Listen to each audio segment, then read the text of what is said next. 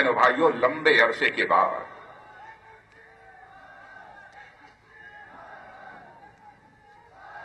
बैठ जाओ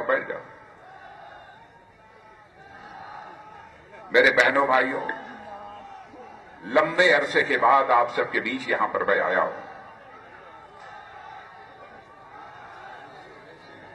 फिर भी आप लोगों ने बहुत ही गर्मजोशी के साथ मेरा स्वागत किया है, मेरा अभिनंदन किया है। इसलिए मैं समझता हूं कि यह स्वागत और अभिनंदन का कार्यक्रम एक तरफा नहीं होना चाहिए। इसलिए मैं भी शीश झुकाकर मेरे बहनों भाइयों आप सभी का हार्दिक अभिनंदन करता हूं, आप सभी का मैं स्वागत करता हूं। और मैं इन बच्चों से कहना चाहूंगा जो खड़े हैं, यदि कोई समस्या है तो मुझसे मिलकर बतला देंगे। मैं अपने तई भरपूर कोशिश करूंगा कि उनकी समस्या का समाधान हो जाए। यह हमारी अपनी तरफ से भरपूर कोशिश होगी, यदि हमारे सामर्थ्य के अंतर्गत होगा तो। मेरे बहनों भाइयों, मैं सबसे पहले आप सबके प्रति आभार व्यक्त करना चाहता हूं कि 2014 में लोकसभा का चुनाव हुआ था और आप लोगों ने 2014 के लोकसभा चुनाव में भारतीय जनता पार्टी की झोली भर देने का काम किया था। इसलिए मैं आप सबके प्रति आभार व्यक्त करता हूं। लेकिन मैं कह सकता हूं कि जिन अपेक्षाओं के साथ आपने भारतीय जनता पार्टी को समर्थन दिया था, आज वह केंद्र की भारतीय जनता पार्टी की सरकार आपकी अपेक्षाओं की कसौटी पर पूरी तरह से खरी उतरी है। कोई यह कह सकता है कि बहुत सारी समस्याएं हैं, क्या सारी समस्याओं का समाधान आपकी केंद्र की सरकार ने कर दिया है? मैं यह दावा नहीं करना चाहता, लेकिन इस सच्चाई को भी कोई मां का लाल नकार नहीं सकता है। 2.5 वर्षों से जो सरकार काम कर रही है, चाहे कोई हमारे विरोधी दल का ही नेता क्यों न हो, उंगली उठाकर नहीं कह सकता है कि हमारी सरकार के प्रधानमंत्री अथवा किसी मंत्री के दामन पर कोई भ्रष्टाचार की दाग लगी हुई हो, यह कोई नहीं कह सकता।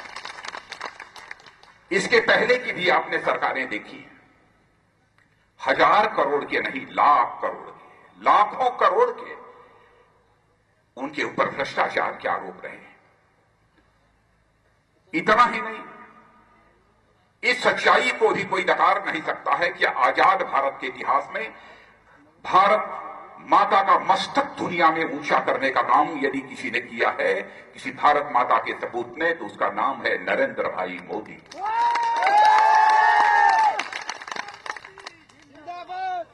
और आज यदि आपके बीच में आया हूं बहनों भाइयों, तो यह अपील करने के लिए आया हूं।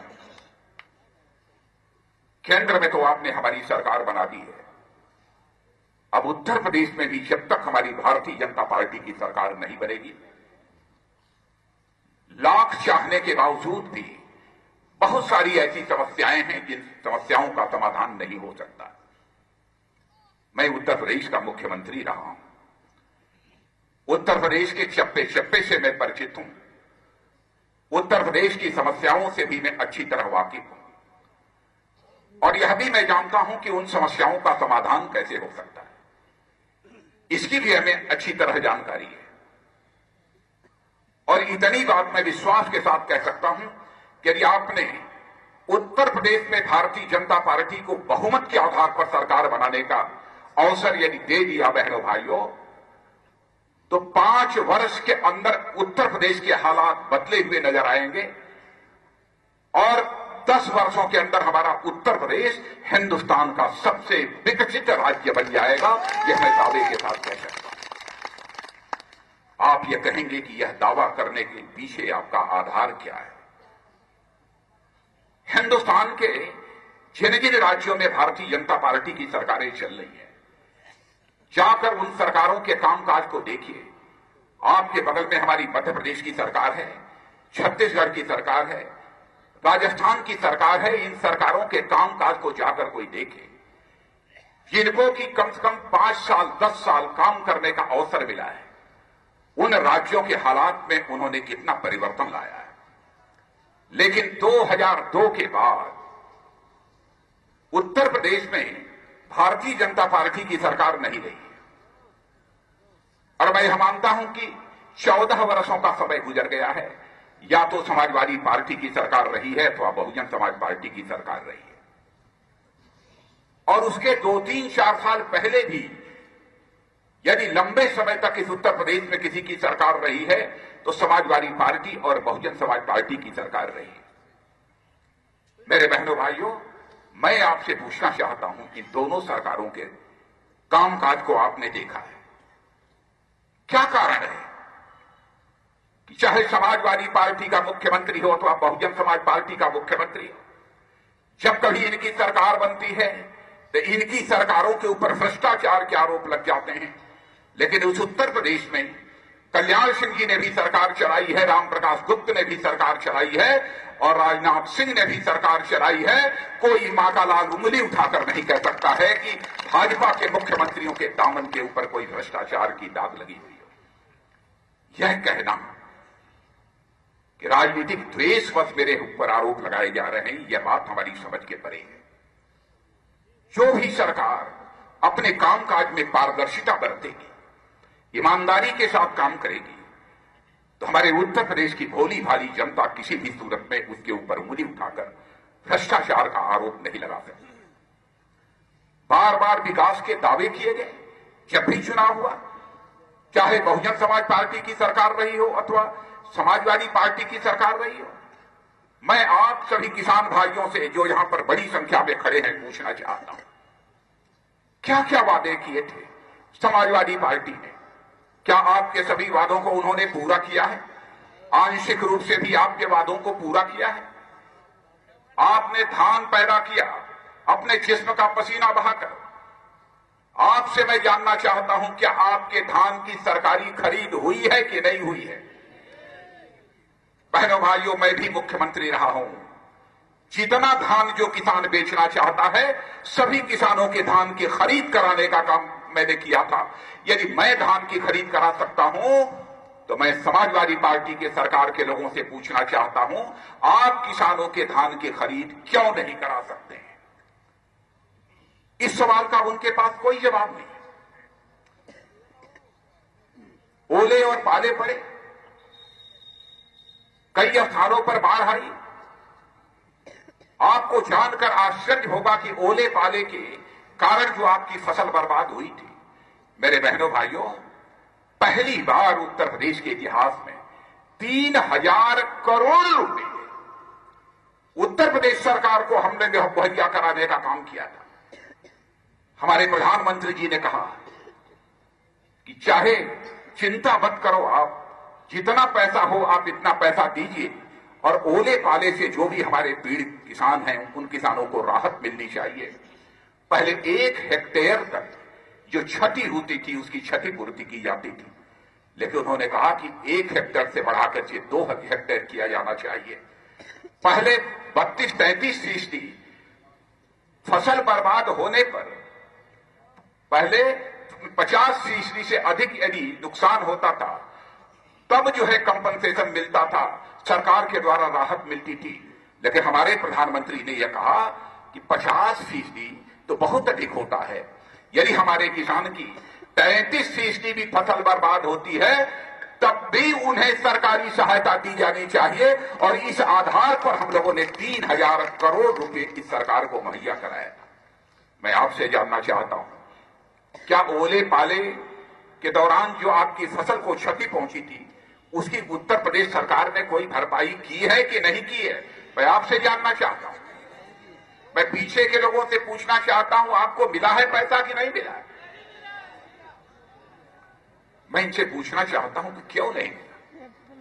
दावा किया था इन्होंने, आज के 5 साल पहले जब चुनाव हो रहा था उस समय दावा किया था कि हम 2 वर्ष के अंदर 24 घंटे की बिजली मुहैया कराएंगे। मैं आपसे जानना चाहता हूं, क्या आपको वह बिजली मुहैया हो रही है कि नहीं हो रही?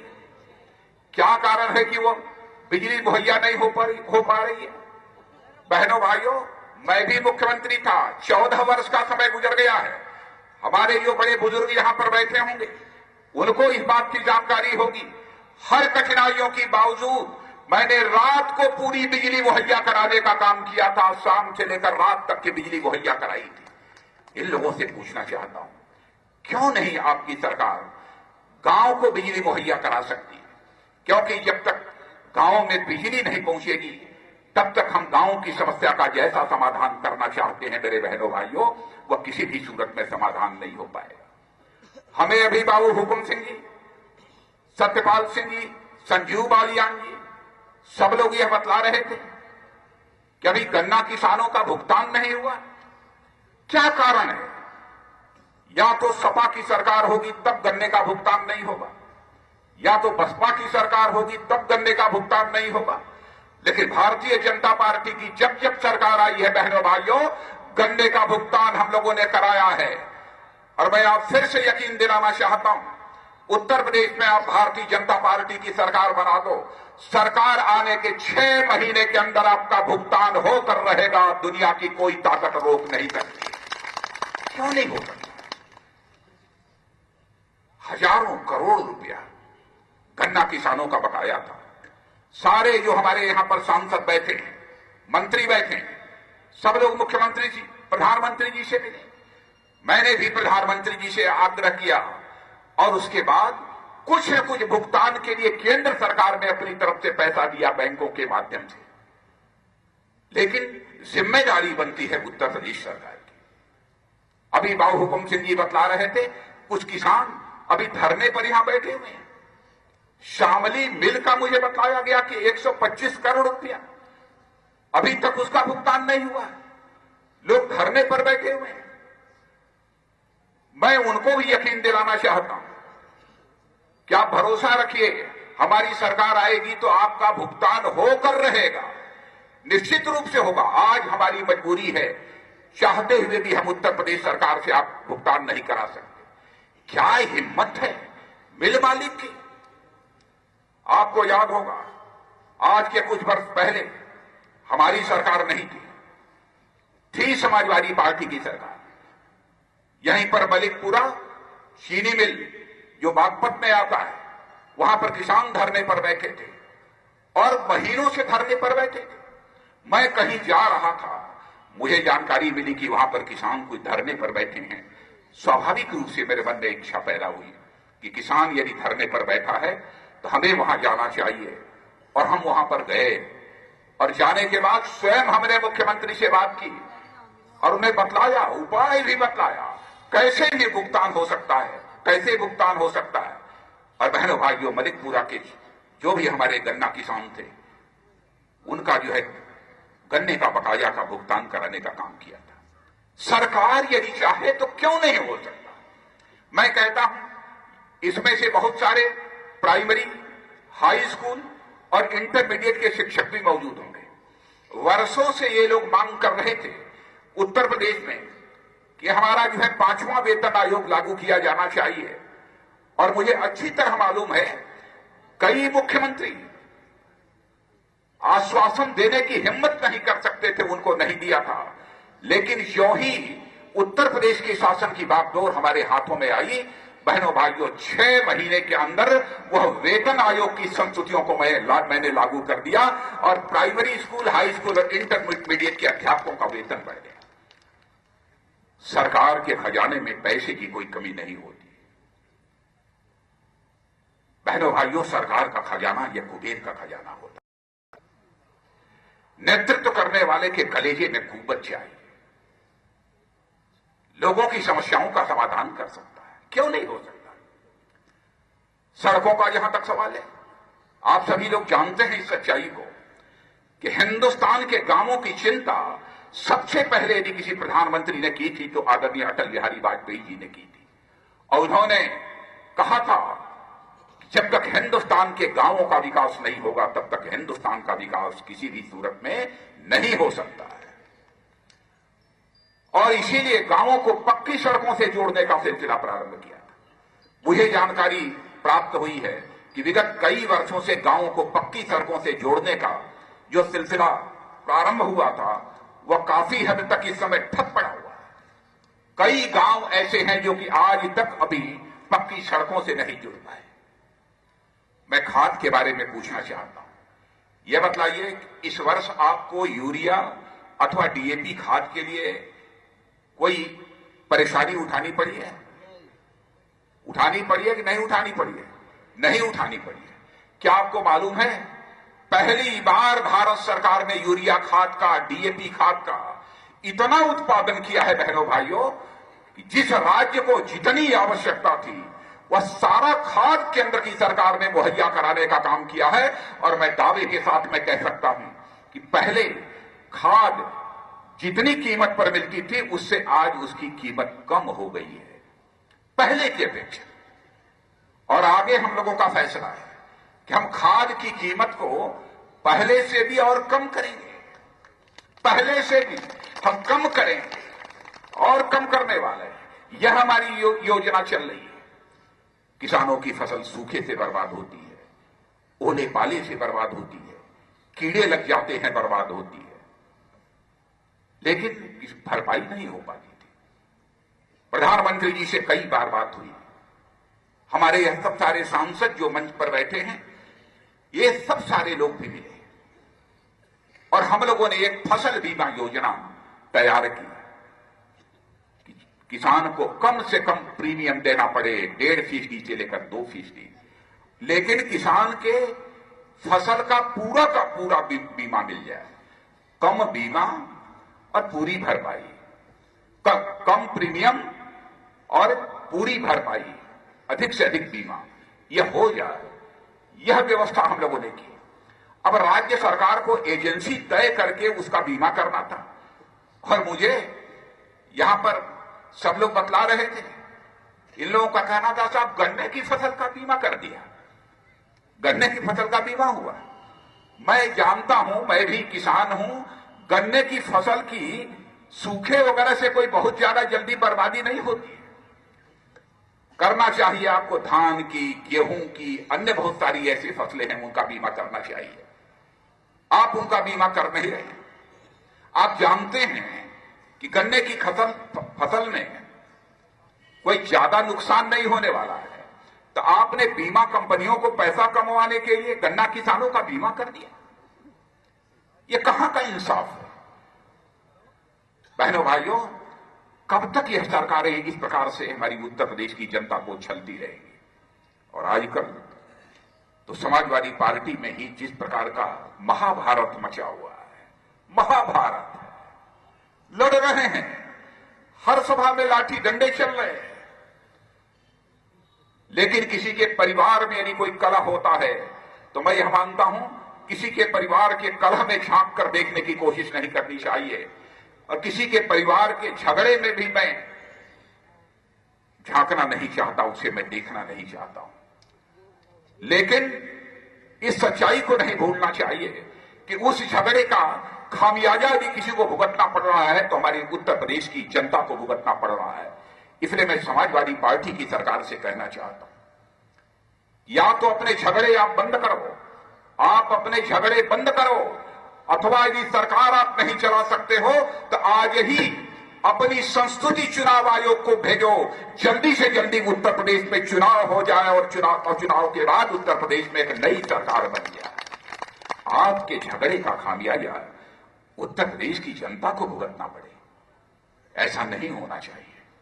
बहनों भाइयों, हमें तो उत्तर प्रदेश में न तकरार चाहिए, न भ्रष्टाचार चाहिए। हमें तो उत्तर प्रदेश में इस समय विकास के लिए भाजपा की सरकार चाहिए, बस इतना ही चाहिए। हम उत्तर प्रदेश का विकास करेंगे, क्यों नहीं होगा। और मैं यह भी बतलाना चाहता हूं बहनों भाइयों, गुंडागर्दी, कानून और व्यवस्था की चर्चा कर रहे थे हमारे मंत्री, हमारे सांसद, क्या हालात हो गए हैं यहां पर? माताओं बहनों की इज्जत और असमत लूटी जा रही है, लोगों के ऊपर फर्जी मुकदमे लगाए जा रहे हैं। मैं उन नौजवानों को कहना चाहता हूं जिनके ऊपर फर्जी मुकदमे लगाए गए हैं, हमारी सरकार बनने के बाद उसकी हम जांच करेंगे और उनके फर्जी मुकदमों को हम वापस करेंगे। किसी का भी यदि उत्पीड़न हुआ है तो वापस किया जाएगा। और यह भी मैं यकीन दिलाना चाहता हूं, जो गुंडागर्दी के आधार पर लोगों के दिलों में दहशत पैदा करने का काम करता है, मेरे बहनों भाइयों, भारतीय जनता पार्टी की सरकार आने के बाद हम देखेंगे कि उसने कितना मां का दूध पिया है, कितना मां का दूध पिया है। ऐसे नहीं चलेगा। पूरी उत्तर प्रदेश के किसी भी कोने में चली जाइए, बराबर यही चर्चा कि कानून और व्यवस्था के हालात यहां पर बद से बदतर हो गए। जैसे लगता है कि उत्तर प्रदेश में सरकार नाम की कोई चीज यही शेष नहीं बची है। ऐसे हालात हो गए हैं यहां के। और इतना ही नहीं, मैं आपको याद दिलाना चाहता हूं, यहां ट्रक चलाने वाला अथवा ट्रक चलवाने वाला कोई है, मालिक अथवा ड्राइवर कोई खड़ा है? कोई है? आप हो? और कोई है? इधर है कोई? अरे पीछे है। मेरी बात गलत हो बहनों भाइयों, 1 साल ही रहा हूं मुख्यमंत्री। आप हैं, मेरी बात गलत हो तो बोल दीजिएगा डंके की चोट पर, क्योंकि जनता की नजरों में धूल झोंक कर मैंने कभी राजनीति नहीं की है। राजनीति की है तो जनता की आंखों में आंख डालकर बराबर राजनीति की है बहनों भाई। हिम्मत नहीं थी कि रात को ट्रक वाला कोई गुजर जाए और कोई उसे ट्रक को रोक करके उसे पैसे की वसूली कर ले, किसी की हिम्मत नहीं थी मेरे बहनों भाइयों। मैं मुख्यमंत्री जी मैं पूछना चाहता हूं, क्यों नहीं आज हो सकता? क्या कारण है कि आज नहीं हो पा रहा? और मैं अपना अनुभव बतलाता हूं बहनों भाइयों। आज आप पुलिस को गाली देते होंगे, पुलिस के अधिकारियों को गाली देते होंगे, लेकिन यदि मुख्यमंत्री ईमानदार हो जाए, मुख्यमंत्री कलेजे वाला हो जाए, तो यही हमारा पुलिस का जवान बड़े से बड़े अधिकारियों का, बड़े से बड़े अपराधियों का कलेजा निकाल कर जनता के हवाले कर सकता है। इसके अंदर लेकिन इसमें नियत साफ चाहिए, नियत साफ चाहिए, करने की दिल में तड़पन चाहिए। यह तभी संभव है, उसके किसी भी सूरत में संभव नहीं है। और बहनों भाइयों, फसल बीमा के बारे में एक चीज और आपको मैं बतला देना चाहता हूं। हम अपनी सरकार आने के बाद ऐसी व्यवस्था सुनिश्चित करेंगे कि आपकी जितनी फसल बर्बाद हुई है, जितनी फसल बर्बाद हुई है, पूरा का पूरा पैसा आपको बीमा कंपनी के द्वारा मिल जाए। और यह बात मैं इसलिए कह रहा हूं कि हम लोगों ने फसल बीमा योजना तैयार करते समय यह पूरी की पूरी सावधानी बरती है। इसलिए मैं कह रहा हूं, इसलिए मैं आपको यकीन दिला रहा हूं। और यह भी मैं आपको कहना चाहता हूं, आन बान शान पश्चिमी उत्तर प्रदेश के लोगों को कि इस स्वभाव से मैं अच्छी तरह परिचित हूं, अच्छी तरह परिचित हूं। आप यकीन रखना बहनों भाइयों, हमारी सरकार रहने पर जनता की आन बान शान पर हम किसी भी सूरत में कोई आंच नहीं आने देंगे, किसी भी सूरत में आंच नहीं आने देंगे। भारत आज तेजी के साथ आगे बढ़ रहा है। और मेरी बात गलत हो तो मैं अपने प्रेस के मित्रों से भी कहूंगा कि आप अखबार के पन्नों पर लिख देना। आज सारी दुनिया में सबसे तेजी से आगे बढ़ती हुई अर्थव्यवस्था किसी देश की है तो उस देश का नाम है भारत। जिस भारत देश की अर्थव्यवस्था आज सारी दुनिया में बड़ी तेजी के साथ आगे बढ़ रही है, सभी स्वीकार करते हैं। और इतना ही नहीं, भारत में पूंजी लगाने के लिए, पैसा लगाने के लिए, उद्योग खड़ा करने के लिए बड़ी संख्या में दुनिया से, दूसरे देशों से लोग आ रहे हैं, दूसरे राज्यों में जा रहे हैं, उत्तर प्रदेश में नहीं आ रहे हैं। यहां पर निवेश नहीं हो पा रहा क्योंकि यहां पर कानून और व्यवस्था के हालात बहुत ही खराब हो चुके हैं, बद से बदतर हो चुके हैं।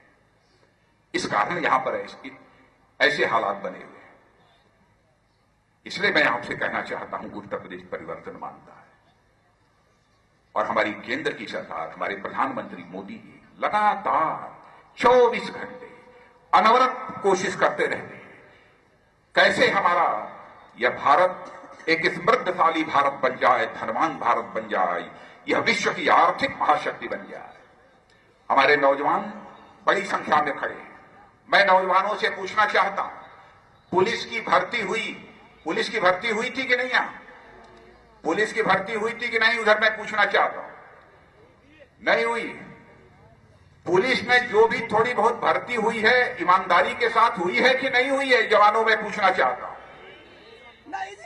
आज मेरे नौजवानों सुन लेना, उत्तर प्रदेश सरकार बनते ही पुलिस में जो भर्ती होगी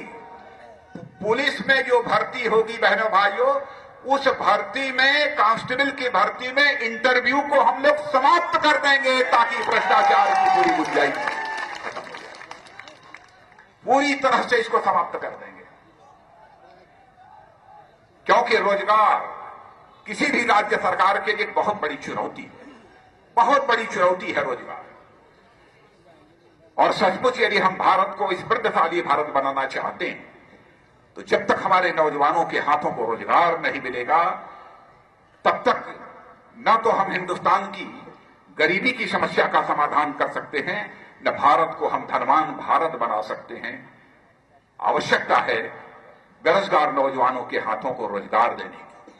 इसलिए मैं आपसे कहना चाहता हूं, हर तरीके से जितना हो सकेगा हम लोग आपके लिए किया है हम लोगों ने, और इस समय हम लोग कर रहे हैं, भविष्य में भी करेंगे। लेकिन भारत में जितनी तेजी के साथ विकास हो रहा है, जितनी तेजी से प्रगति हो रही है, हमारा पड़ोसी देश है, हमारा पड़ोसी देश पाकिस्तान, उसे रास नहीं आ रहा। वो भारत को कमजोर करना चाहता है, भारत को तोड़ना चाहता है। और आपने देखा होगा कि बहनों भाइयों, कुछ ही महीने पहले मैं पाकिस्तान गया था। पाकिस्तान की धरती पर जाकर सीना ठोक कर मैंने कहा कि तुम आतंकवाद को बढ़ावा देने का काम करते हो, आतंकवादियों को भेजकर तुम भारत को कमजोर करना चाहते हो। दो टूक शब्दों में उसकी धरती पर हमने जाकर कहा, और यह भी कहा आतंकवादी आतंकवादी होता है, किसी एक देश का आतंकवादी किसी दूसरे देश के लिए शहीद नहीं हो सकता है। पाकिस्तान तिलमिला गया, और उसके बाद दुनिया के कई देशों से लोग वहां आए थे। उनको भोजन पर आमंत्रित करके वहां के गृह मंत्री चले गए।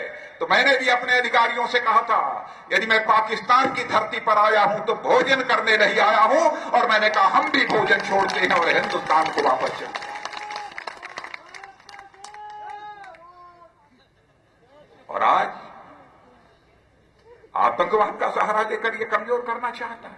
उरी में जो कुछ भी हुआ, हमारे सेना के जवानों के ऊपर आतंकवादियों ने क्या किया आप सबको मालूम है। लेकिन मेरे बहनों भाइयों, हम सभी को अपने सेना के जवानों पर, सुरक्षा के जवानों पर नाज है। आज भी सीमाओं पर मुंहतोड़ जवाब देने का काम कोई कर रहा है तो हमारे सेना के जवान कर रहे हैं, हमारे अर्धसैनिक बलों के जवान कर रहे हैं। मैं यह नहीं कहना चाहता क्या आदेश दिया था उस समय बॉर्डर सिक्योरिटी फोर्स को और क्या किया था, उसकी आप सबको जानकारी है, उस विस्तार में नहीं जाना चाहता।